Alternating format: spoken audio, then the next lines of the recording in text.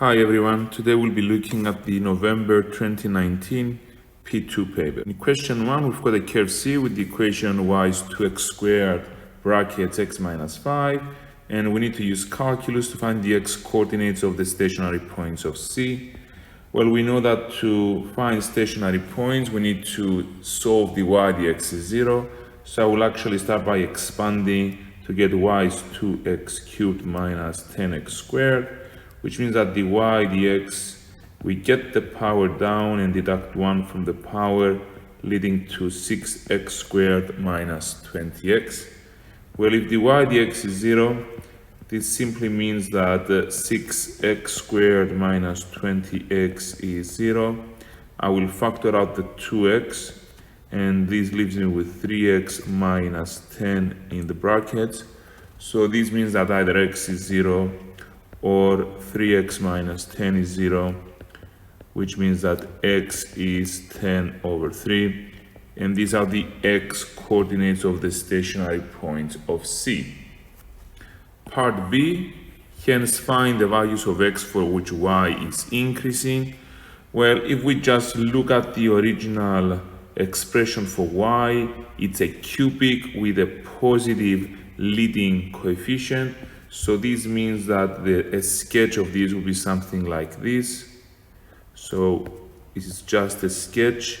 We've got two turning points, and the first turning point is here at 0, and the second turning point is at 10 over 3. And we're being asked to find the range of values for which y is increasing. Well, increasing means that as I draw from left to right, I go up. So this part is increasing, and then this part is increasing here. Let me just highlight this for you. So this part, and then this part. So we can say that the curve is increasing for x less than or equal to 0, or x greater than or equal to 10 over 3. Now, increasing means that the y dx is greater than or equal to 0, and you can see that any tangent drawn over these regions here will have a positive gradient. That's why the curve is increasing. Question 2, we've got the other population of a town at the start of 2019 being 25,000. We are investigating a model whereby the population increases by 2% each year, forming a geometric sequence. And in part A, we need to find, according to the model, the other population at the start of 2032. I always like to start by drawing up a table just to get an understanding of what's happening. So we've got at the start of 2019, the population was 25,000, and this is the first term of the sequence, so n is 1. Obviously, the next year will be 2020, and n is 2, and the population will be 25,000 times 1.02. This represents an increase by 2%, and therefore the next year, 2021, where n is 3, will be 25,000 times 1.02 to the power of 2, which means that for 2032, the value of n will be 14, and therefore we see that the expression here that we give in the population will simply be 25,000 times 1.02 to the power of 13, simply because the index here is always 1 less than the value of n. And I can see the relationship from n to the calendar year. I just add 2018. So from 14, if I add 2018, it takes me to 2032. So everything seems to be in place. And therefore, at the start of 2032, it's going to be 25,000 times 1.02 to the power of 13, which is 32,340. In B, we are being told that every member of the population gives £5 to local charity at the start of each year, and we need to find the total amount of money that will be given from 2019 to 2032. We need to give our answer to the nearest £1,000. So obviously, because each member of the other population is giving to charity at the start of each year, I simply need to add up all the populations from 2019 to 2032. So we're looking essentially for the sum of the first 14 terms of this geometric sequence. So we know that the formula is Sn is a brackets 1 minus r to the n over 1 minus r, and therefore our a, the first term, is 25,000. Our common ratio is 1.02 raised to the power of 14 over 1 minus 1.02.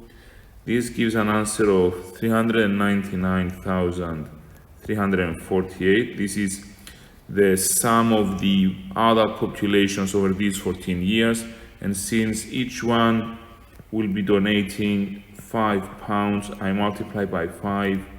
This gives an answer of £199,670, which to the nearest pound is 1,997,000. In question 3, we need to find the first 4 terms in ascending powers of x in the binomial expansion of 1 plus x over 4 to the power of 12. We need to simplify each coefficient. So we start by saying that 1 plus x over 4 to the power of 12 will be 1 plus 12, choose 1, x over 4, plus 12, choose 2, x over 4 squared, plus 12, choose 3, x over 4 cubed, plus ... We only need the first 4 terms, and therefore we stop at the power of 3. I still need to simplify things, so 12 choose 1 is 12 times x over 4, 12 choose 2 is 66, and x over 4 all squared is x squared over 16. 12 choose 3 is 220, and x over 4 all cubed is x cubed over 64. And this, upon simplification, gives me 1 plus 3x plus 33 over 8 x squared plus 55 over 60 x cubed. So this completes the first part of this question. In part B, we need to find the term that is independent of x in the expansion of x squared plus 8 over x to the power of 5 times what we were given in part A.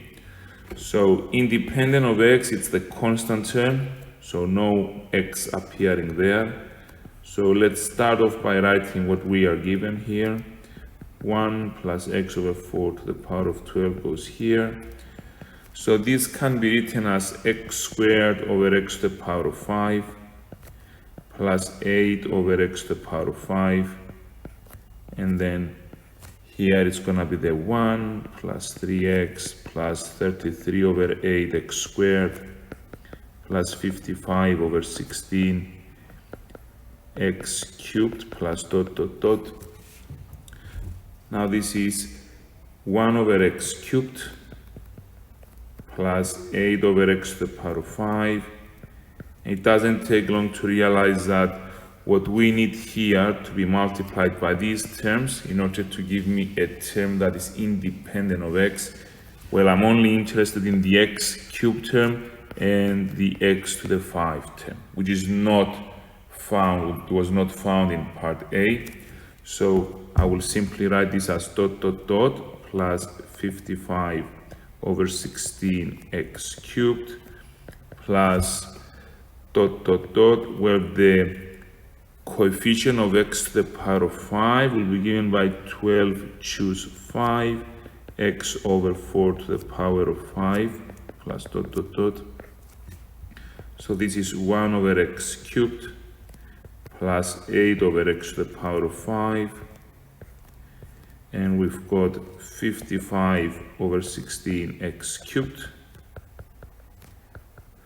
plus 99 over 128 x to the power of 5 plus dot dot dot, and therefore the combination of 1 over x cubed with 55 over 16x cubed and 8 over x to the power of 5 with 99 over 128 x to the power of 5 are the two pairs that will give me terms that do not depend on x. So this is just 55 over 16 plus 8 times 99 over 128 plus terms in x. So this is just 77 over 8 plus terms that depend on x.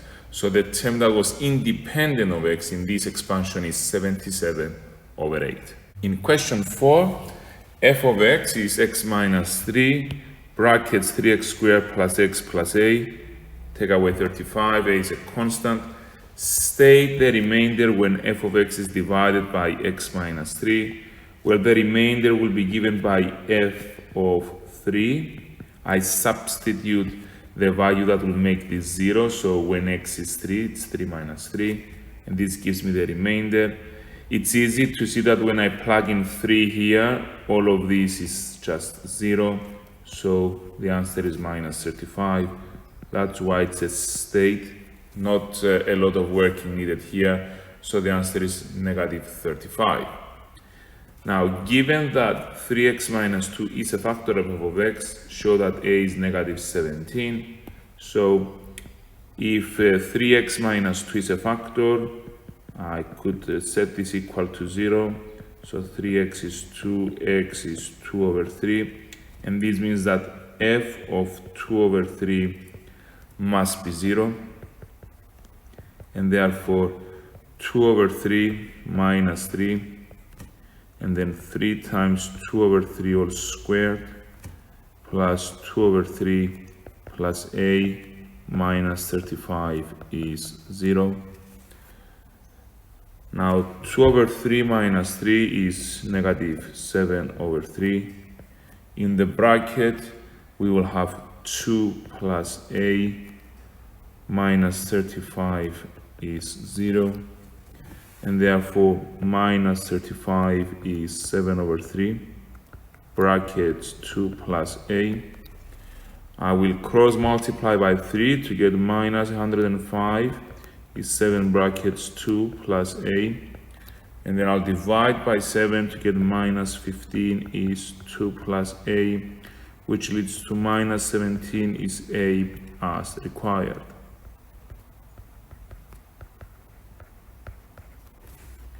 Now that we have found a to be negative 17, we need to use algebra showing each step of our working to fully factorize f of x. So I will actually start off by writing f of x and expanding. So it's x minus 3 brackets 3x squared plus x minus 17 close brackets take away 35.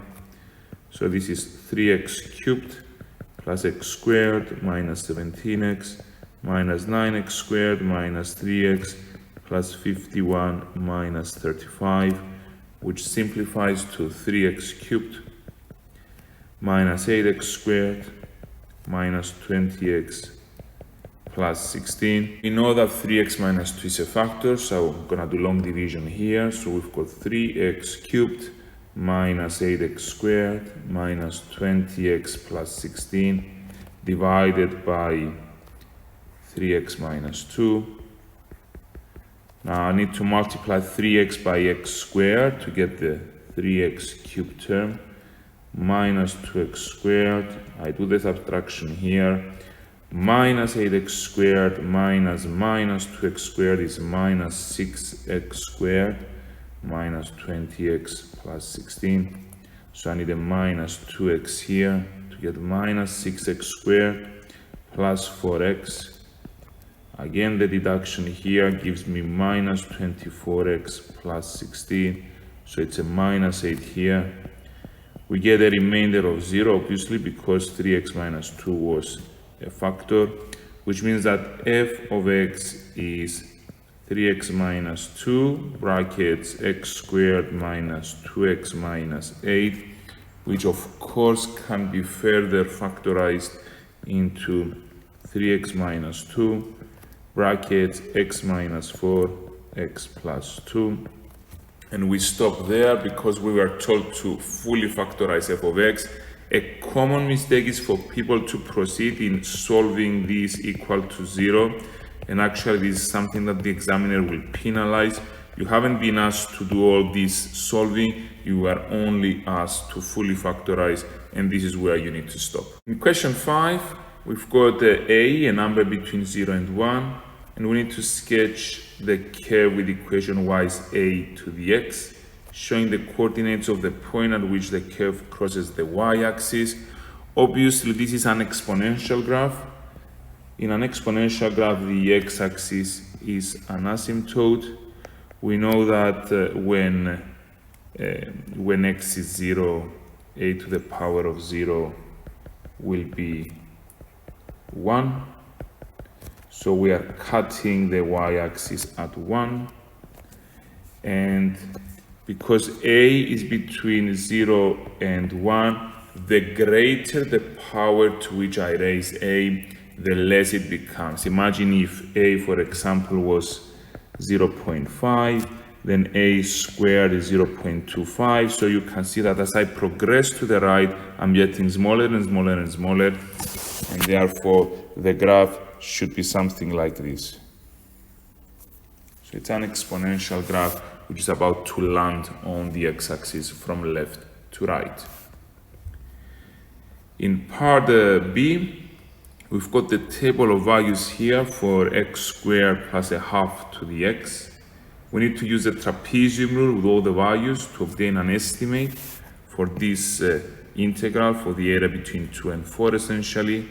Now we know the formula for the trapezium rule, which says that the area is approximately given by a half times the height of the trapezia. Well, the height of the trapezia is simply the difference between two consecutive values of x, which in this case is 0.5, and then the first and last y value is included once, so 4.25 plus 16.06, and all the intermediate values appear twice, 6.427 plus 9.125 plus 12.34.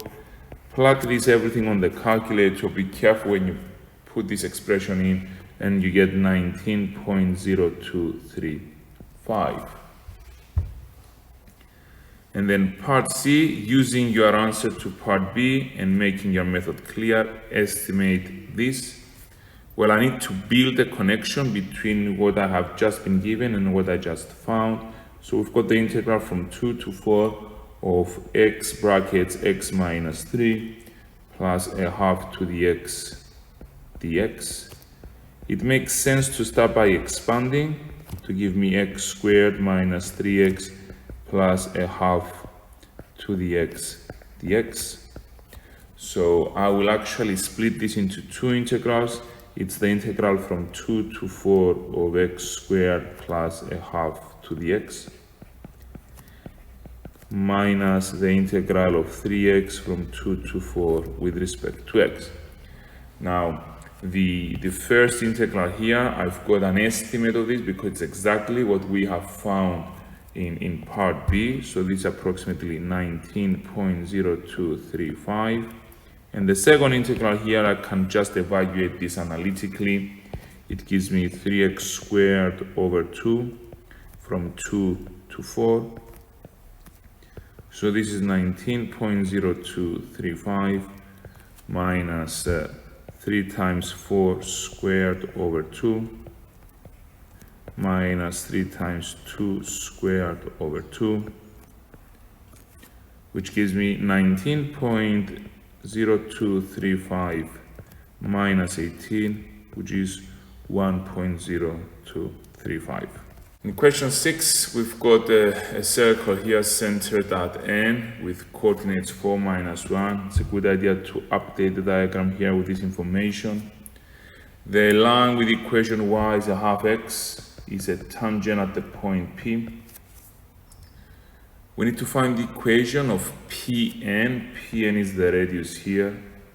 Well, I could start off by simply saying that the angle between the tangent and the radius at the point of contact is a right angle, and therefore I can conclude that the gradient of Pn should be -2. I just flip and change the sign to find the gradient of the perpendicular, and then I'm using y minus y1 is mx minus x1, so y minus -1 is -2 brackets x minus 4, because it's the form of the equation of a straight line when I have the gradient and a point through which we pass.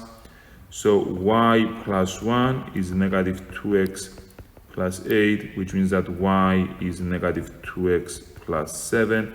We have to give the answer in the form y cos mx plus c. Now, in part B, we need to find the equation of C, and therefore we have the center. All we are missing is the radius, and the radius is the distance between Pn. So we need to find the coordinates of P. To find the coordinates of P, I will simply equate the two straight lines. So I'm just gonna say that a half x is -2x plus 7.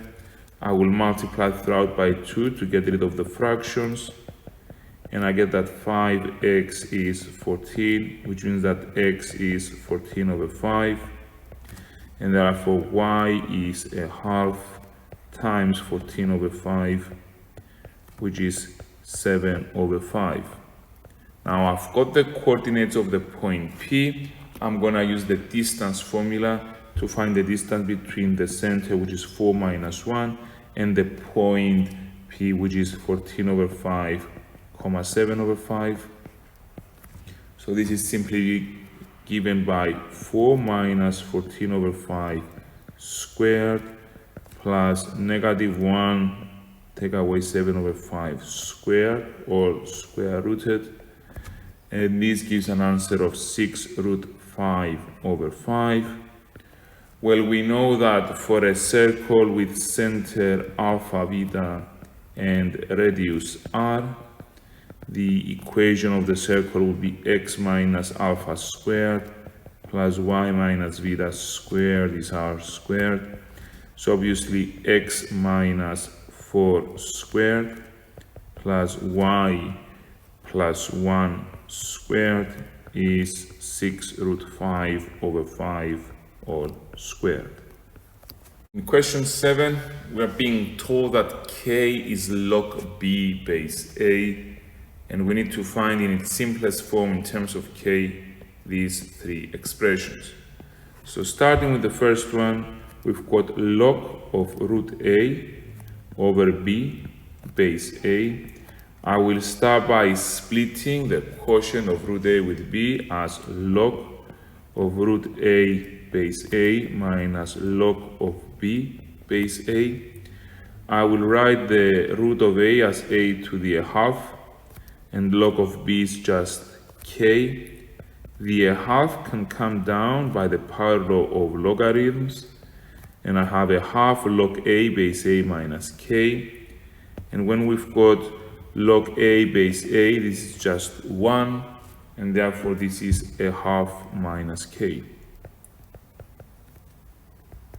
In II, I've got log of a squared b base a over log of b cubed base a. I will start by splitting the product of a squared b into log of a squared base a plus log of b base a all over 3 log b base a. The 2 can come down, 2 log a base a plus k, because log b base a is k, over 3k and this is just 2 plus k over 3k, simply because once more we observe that log a base a is 1. And III, we need to evaluate the sum from 1 up to 50 of k plus log of b to the n base a. So I will start off by writing this sum here from n is 1 up to 50 of k plus log of b to the n base a. So the first thing I will do is get the power of n down. It's k plus log n log b base a, which is of course simply the sum from n equals 1 up to 50 of k plus n k. It makes sense to put on the first few values for n just to see what's happening here. When I put n is 1, I get k plus k. When I put n is 2, I get k plus 2k. When I put n is 3, I get k plus 3k. And this pattern will continue up to k plus 50k, which is simply 2k plus 3k plus 4k plus dot dot dot plus 51k. This is obviously an arithmetic sum because we've got a constant difference between consecutive terms, with first term being 2k, the common difference is k, and we've got 50 terms. We know that the sum of the first n terms is given by n over 2, 2a plus n minus 1d. So in our case, this will simply be 50 over 2 brackets 2 times 2k plus 49k, which is 25 times 4k plus 49k, so 25 times 53k, which is simply 1325k. In question 8, we cannot use the calculator entirely to evaluate the answers, so we need to show all the working.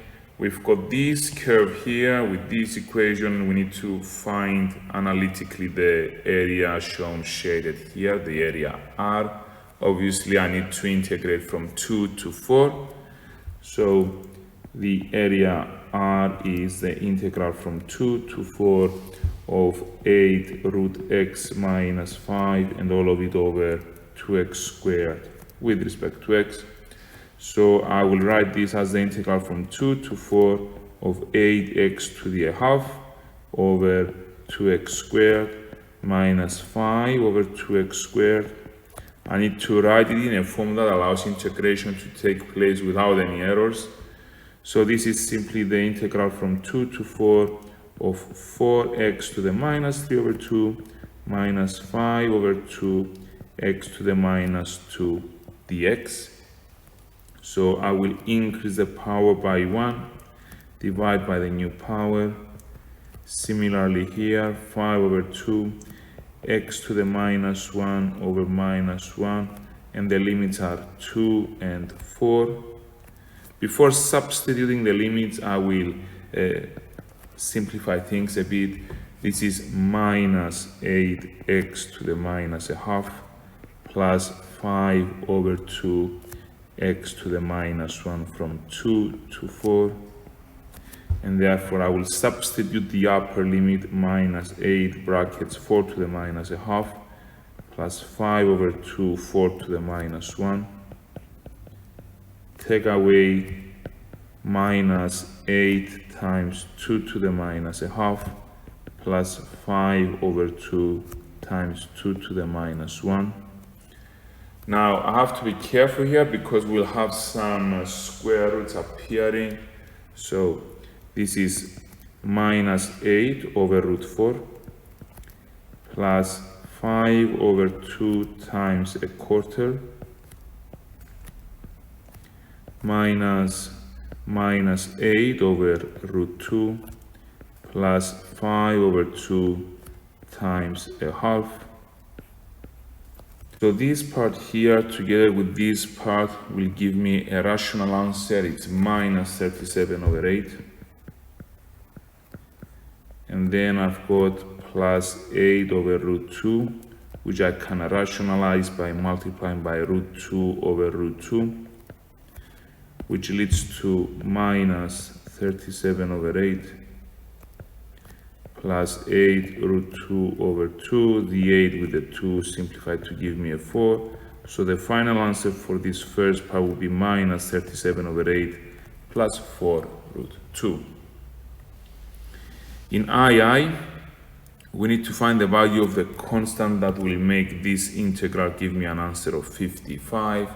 So I am integrating from negative 3 to 6, a half x squared plus k dx, which will be a half x cubed over 3 plus kx from negative 3 to 6.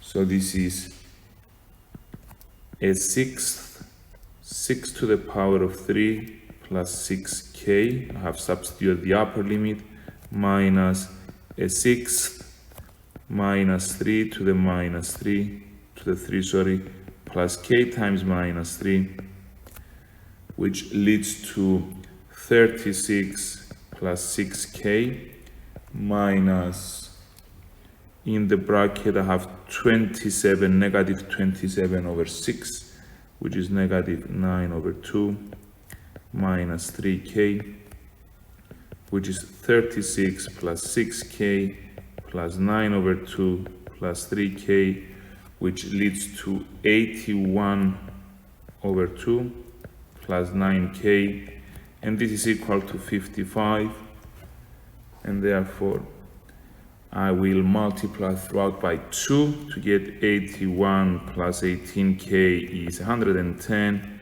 and therefore 18k is 110 minus 81, which is 29, which means that k is 29 over 18. In question 9, we need to start off by solving this trigonometric equation. We've got 3 sine of 2 theta minus 10 is equal to 1.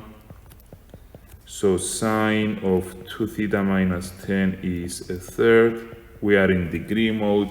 The principal value is a shift sine of a third, which is 19.4712, and therefore I can say that 2 theta minus 10 is 19.4712 plus multiples of 360, the period of sine, or 2 theta minus 10 is 180 minus 19.4712 plus multiples of 360. So 2 theta is 29.4712 plus 360n, or 2 theta is 170.5288 plus 360n, and if I divide throughout by 2, I get theta to be 14.736 plus 180n, or theta is 85.264 plus 180n, and therefore the only solutions between 0 and 180 are when n is 0, which are 14.7 and 85.3.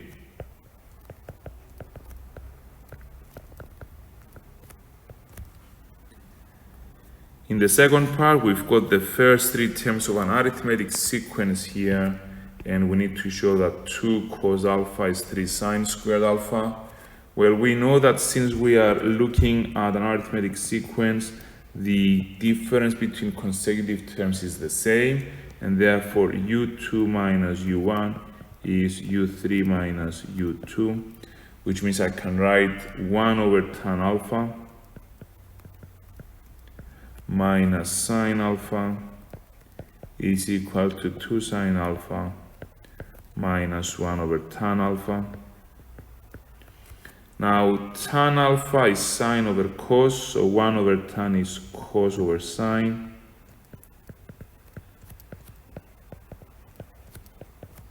I will do the same on the right hand side as well.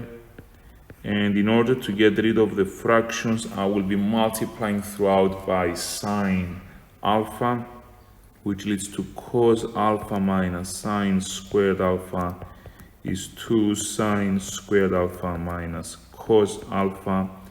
I will collect the cos terms on the left to give me 2 cos alpha, and the sine squared alpha terms on the right, which is 3 sine squared alpha.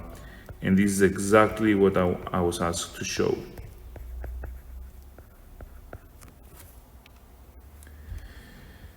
In part B, given that alpha lies between pi and 2 pi, we need to find the value of alpha to 3 decimal places. So we know that we are in radian mode. I need to solve this trigonometric equation. I will start by expressing everything in terms of cos. So 2 cos alpha is 3 times 1 minus cos squared alpha. I will expand here to get 3 minus 3 cos squared alpha, and this leads to 3 cos squared alpha plus 2 cos alpha. Negative 3 is 0. I will use the quadratic formula here in order to find the values for cos alpha. So cos alpha is minus 2 plus minus 2 squared minus 4 times 3 times negative 3 all square rooted over 2 times 3, which gives answers of minus 1 plus minus root 10 over 3, which if you look at them numerically, it's 0.7208 or negative 1.3874. Obviously, the negative 1.3874 is rejected. It's not valid because the cosine attains values between negative 1 and 1. I proceed with the value of 0.7208. I can find the principal value, which will be the shift cos of 0.7208, which gives me an answer of 0.7659. Remember, we are looking for a solution between pi and 2 pi. So to find alpha, it's plus minus the PV plus 2 pi n. So in order to get an answer between pi and 2 pi, I will use the negative solution and add 2 pi, which gives 5.517 radians. In question 10, we have a cubic curve. A and B are constants. We are being given some information. The 0.25 lies on C. The gradient of the curve at 2,5 is 7. And based on that, we need to find the value of A and the value of B. I will actually start from the second piece of information I was given. The gradient at 2,5 is 7. So I will obtain an expression for dy dx. So dy dx will be 3ax squared minus 6x plus 3. And we are told that evaluating dy dx at x is 2 is giving me an answer of 7. So 3a times 2 squared minus 6 times 2 plus 3 is equal to 7. 12a minus 12 plus 3 is 7. So 12a is 16, which means that a is 16 over 12, which of course simplifies to 4 over 3. So we just found the value of a. I will now proceed with the fact that the 0.25 lies on C, which simply means that when x is 2, y is 5. So I will be substituting in the original expression. 5 is 8 times 2 cubed minus 3 times 2 squared plus 3 times 2 plus b. Now we know that a is 4 over 3. So it's going to be 4 over 3 times 8 minus 12 plus 6 plus b, which leads to 5 is 14 over 3 plus b, and therefore b turns out to be a third. Part B, we need to prove that C has no turning points. Well, turning points means that dy dx is 0. So I will start by obtaining a full expression for dy dx. We had an expression here in terms of a, so I will now say that dy dx is 3 times 4 over 3, the value of a we just found, x squared minus 6x plus 3, which gives me 4x squared minus 6x plus 3. I will try an approach whereby we complete the square. So I will factor out the 4. I get x squared minus 3 over 2x close brackets plus 3. I will complete the square on x squared minus 3 over 2x, which will be 4 brackets x minus 3 over 4, it's always half the coefficient of x, all squared, minus 3 over 4 squared, close brackets, plus 3. And therefore I can now proceed into this being 4 brackets x minus 3 over 4 all squared minus 9 over 4 plus 3. The minus 9 over 4 is 4 times minus 3 over 4 squared.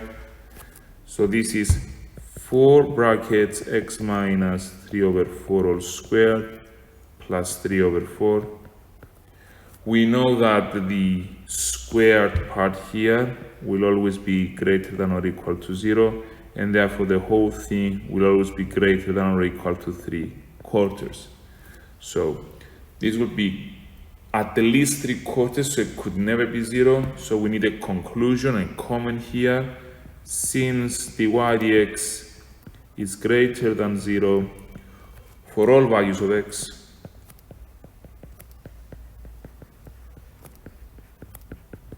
C has no turning points as required.